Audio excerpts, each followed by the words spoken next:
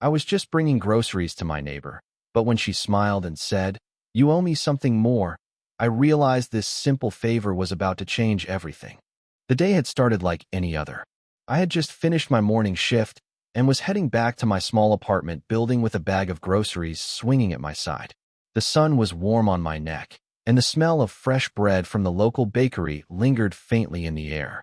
It wasn't a big errand, really, just eggs, milk, a few vegetables. But somehow, it felt heavier in my hands than usual. Maybe it was the quiet hum of anticipation I couldn't quite place. Her door was slightly ajar when I reached the third-floor landing. I knocked gently, unsure if she was home. A soft voice called out, "Come in." I stepped into her apartment and was immediately struck by the calm warmth of the space. Books stacked neatly on shelves, sunlight spilling across the hardwood floor, the faint scent of vanilla, and something floral I couldn't identify. She appeared from the kitchen, her presence immediately grounding.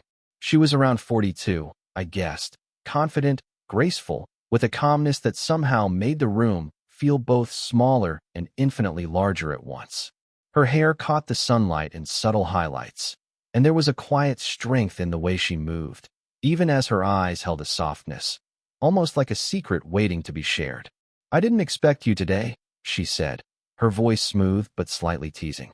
There was something in that tone, a mixture of curiosity and amusement, that made my stomach tighten in a way I hadn't felt before. I shifted the grocery bags from one hand to the other. "I figured I could help," I said, trying to sound casual, though my words felt small in the space between us. She stepped forward, reaching to take a bag from me. Our hands brushed, just briefly, but long enough that a spark of awareness ran up my arm.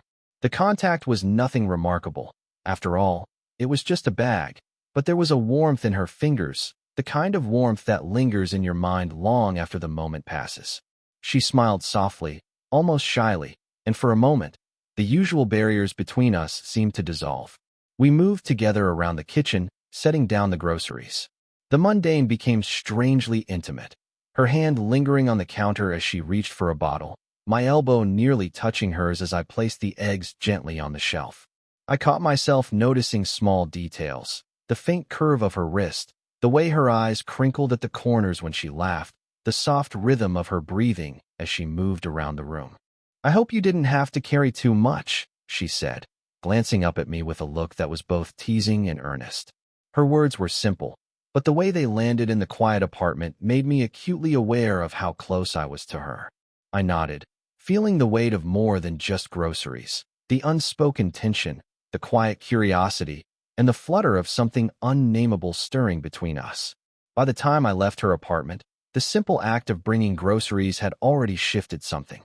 A casual favor had become a spark, a quiet, lingering reminder that sometimes the smallest gestures could set hearts unexpectedly in motion.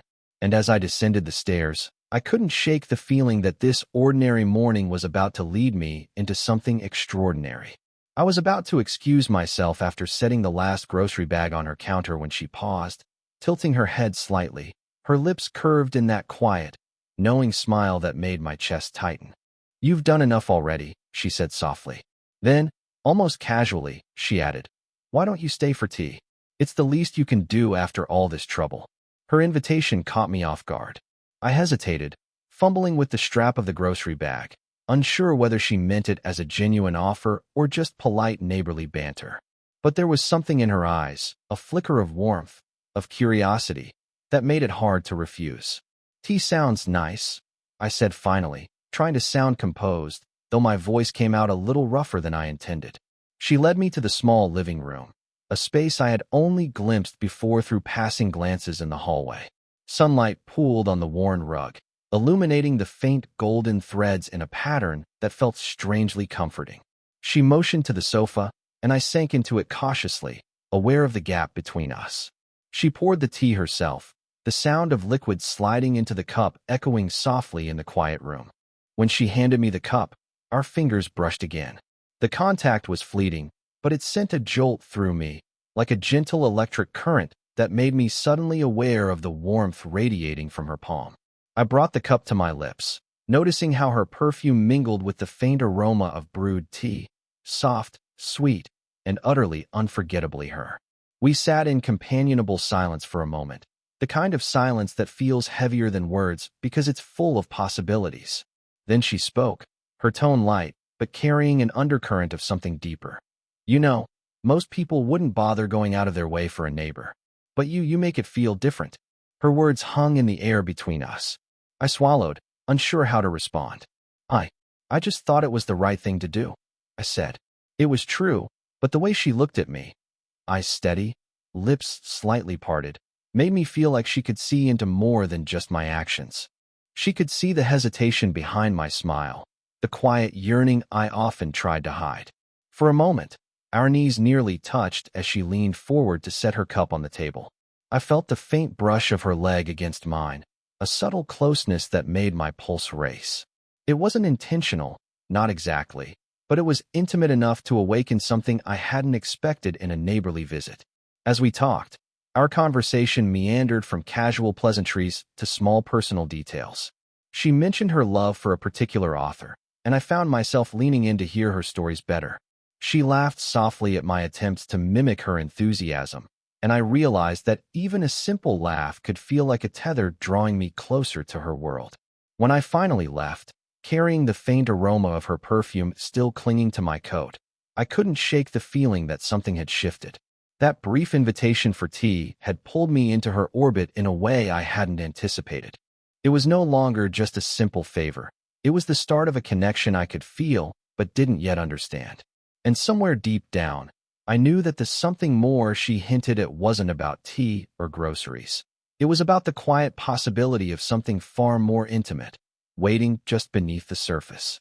After that first cup of tea, our meetings became less about errands and more about the quiet rhythm of shared time. I started lingering in her apartment longer than necessary, always under the guise of returning a borrowed book or dropping off something small I thought she might enjoy. But the moments we shared carried a weight that neither of us spoke aloud, an unspoken acknowledgement that each small gesture, each casual touch, was quietly shifting the space between us. One evening, she caught me examining a stack of her novels. "You really do notice everything, don't you?" she said, her voice teasing but soft, a hint of vulnerability hiding behind the humor. She moved closer, brushing a stray strand of hair behind her ear, and I felt a shiver at the simple intimacy of the gesture. Her fingers hovered near mine for a second longer than necessary, and the warmth of her hand seemed to linger in the air long after she drew back. "I guess I just pay attention," I admitted, trying to keep my voice steady. The truth was simpler than any excuse I could offer. Being around her made me more aware of everything: light, sound, even the subtle scent of her presence. It was as though the world sharpened when she was near. We talked about everything and nothing. She asked me about my work, my small routines, and I found myself opening up in a way I rarely did. And yet, just as she listened, she revealed pieces of herself too. The quiet ache behind her confident exterior, moments of doubt about the path she had taken in life, the small regrets she didn't voice to anyone else. Each revelation made the room feel warmer, more intimate, more dangerous in its emotional closeness. At one point, she leaned forward to grab a book from the shelf, and our knees brushed. It was brief, almost accidental, but it left an electric thrum that neither of us could ignore. She laughed lightly, as if sensing my sudden awareness, and I realized that even the smallest touches between us carried weight. "You're far too serious sometimes," she teased, her eyes glinting with mischief. I smiled, feeling the warmth of her gaze, and countered gently, "And you're far too unpredictable." Her laugh filled the space between us, soft and genuine, and I felt a thrill of connection I couldn't quite name. In those moments, I started noticing how naturally our differences complemented each other. She carried a maturity and confidence shaped by life's experiences, while I brought a quiet observance and attentiveness that seemed to resonate with her. It was subtle, a glance held a second too long, a hand resting lightly on the arm of a chair, but the tension was undeniable. As I left that evening, the memory of her laugh, the warmth of her presence, and the faint brush of her fingers against mine lingered in my mind. It was playful, yet deeply intimate. The teasing wasn't just humor. It was a mirror, reflecting our vulnerabilities and desires back to each other. and I realized that what started as a neighborly favor was evolving into something far more profound. The boundaries of friendship and desire were beginning to blur, and neither of us wanted to acknowledge how thrilling and terrifying that realization truly was. It was one of those quiet evenings when the apartment felt smaller and the world outside seemed to fade into nothing. I had come over under the pretense of dropping off a small book I thought she might enjoy, but as soon as I stepped in, I sensed something in her posture, a subtle shift that made my chest tighten. She was sitting on the sofa, legs tucked beneath her, her fingers tracing the rim of her teacup absent-mindedly. "Sit," she said softly, patting the cushion beside her. I obeyed, careful to maintain a polite distance, though the air between us seemed charged, almost impossibly dense. She tilted her head, her gaze locking onto mine. There was a quiet intensity there, like she was weighing every thought, every hesitation I carried. Then, almost in a whisper, she said, "You know, you owe me something more than groceries." Her words hit me like a sudden gust of wind, light, yet filled with undeniable weight. My pulse raced, and for a moment I could hardly find my voice. I don't," I started, then stopped, realizing that whatever she meant, it wasn't about the groceries themselves. There was something deeper, something unspoken, simmering beneath the surface of that teasing smile. She leaned back slightly, her shoulder brushing against mine ever so gently. The contact was minimal, almost accidental, but it sent a jolt through me, warm and electric. The faint scent of her perfume, mingling with the lingering aroma of the tea she had poured, made my senses tingle in a way I hadn't anticipated. "I'm serious," she said, this time with a softness that held a vulnerability I hadn't seen before. "I've watched you go out of your way for me. I've felt it. The care, the attention, the little moments you think no one notices." She paused, letting her words hang in the air. "I want more than that from you. From us." I swallowed hard, aware of how my hands were resting tensely in my lap. Her presence was magnetic, yet intimidating. Her confidence cloaked a tenderness that seemed just beyond my reach. My mind raced through every possible reaction, every socially safe response, but none of them felt honest. Instead, I simply nodded, because words failed me. She smiled then, a quiet, knowing curve of her lips, and the tension in the room didn't dissipate but shifted. It became charged with possibility, with unspoken questions. How far would we go? Could I bridge the gap between our worlds? Could we explore this attraction without losing the fragile trust we had built? We sat in silence, letting the weight of that confession settle. The clock ticked softly in the background, but all I noticed was the warmth of her shoulder, the near touch of her hand on the armrest, the gentle intensity of her gaze. My heart was pounding, a mix of fear, excitement, and undeniable longing. By the time I left that evening, the air between us had changed. Nothing physical had happened, yet everything had shifted. Her words had carved a space inside me, a space I didn't want to close. I realized that this something more she wanted wasn't a simple act. It was a slow, careful, emotional surrender we would have to navigate together. And I knew, with a certainty I hadn't expected, that I wanted to. After that evening, I couldn't stop thinking about her words. "You owe me something more." The phrase echoed in my mind at the most inconvenient times. While walking through the quiet streets after work, while rinsing dishes in my small kitchen, even as I tried to focus on a book. Her voice, soft but commanding, had a way of lingering long after the moment had passed. I found myself walking slowly through the city, letting the rhythm of my footsteps match the rapid beat of my heart. The night air was cool against my skin, carrying distant sounds of traffic and faint laughter from a nearby cafe. Everything felt sharper, the glow of streetlights, the rustle of leaves, the subtle brush of wind against my face. It was as if the world had been calibrated to highlight her absence, to make me aware of the space she occupied in my thoughts. I replayed our evening over and over in my mind. Her eyes, steady and unwavering, had held something I couldn't yet name. Her shoulder brushing mine, the almost touch of her hand on the armrest, the quiet warmth of her presence, all of it had awakened something inside me that I had carefully ignored before. And yet, with every heartbeat, hesitation crept in. Was I ready for this? Could I navigate the age difference, the subtle social expectations, the unspoken fears that both of us carried. Sitting on a quiet bench under a flickering streetlight, I closed my eyes and tried to sort through the tangle of emotions. I felt drawn to her in ways I hadn't anticipated, yet I also felt the weight of responsibility, not just for myself, but for her, for the trust she had placed in me.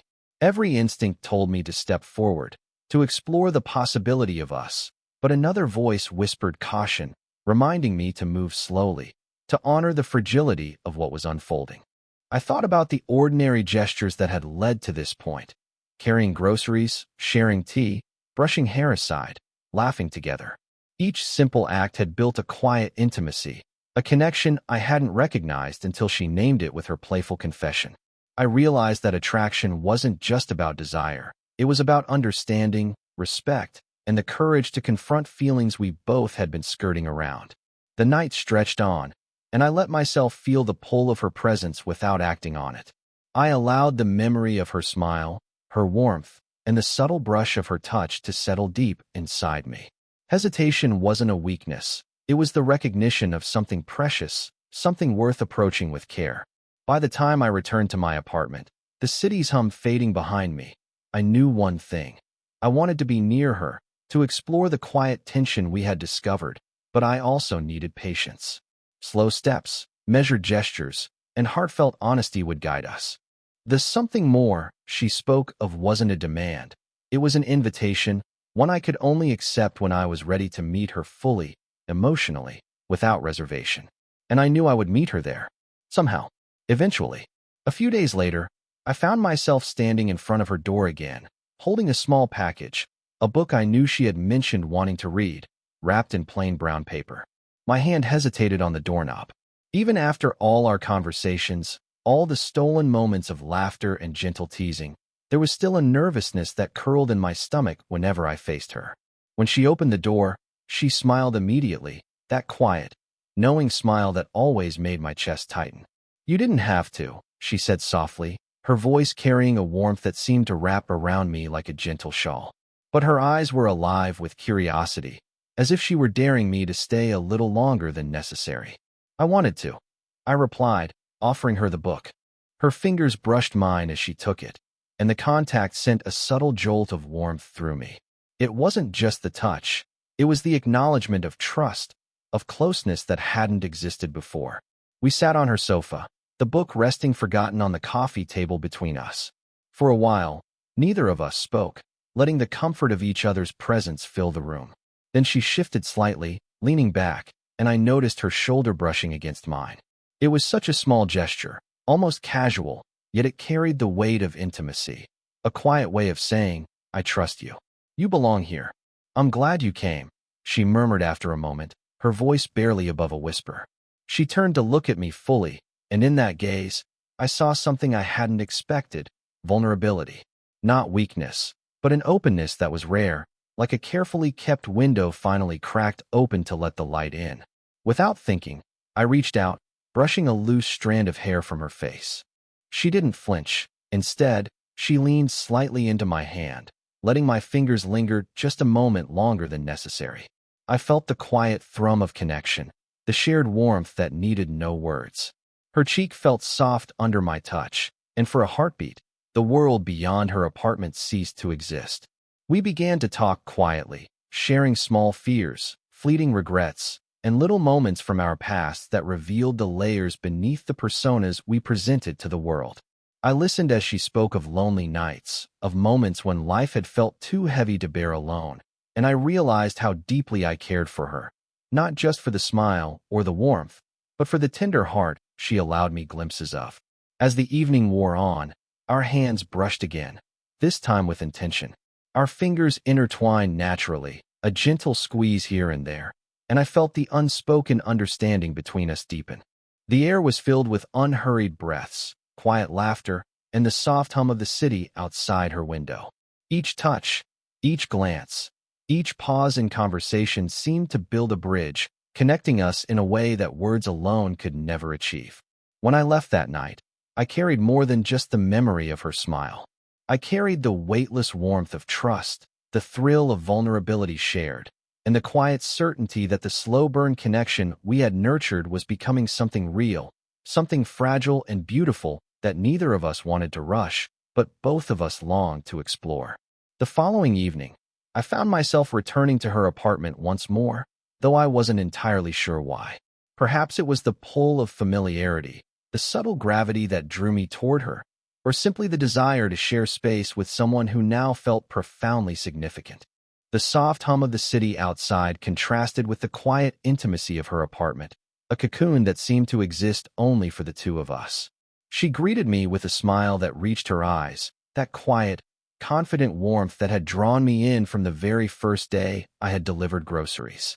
"I didn't expect you so soon," she said, though the teasing in her voice couldn't mask the light flutter of anticipation I saw there.